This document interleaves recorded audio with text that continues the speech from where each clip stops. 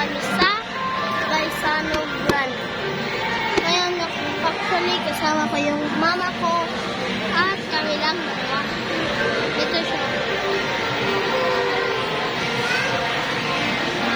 Nagpapa-massage siya para ma-relax siya.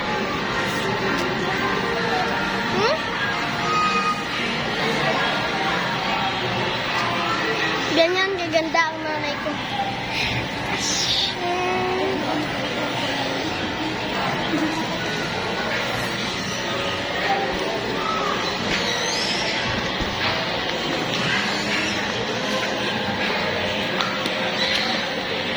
Daming tao dito. Daming tao. Tapos ng mama ko.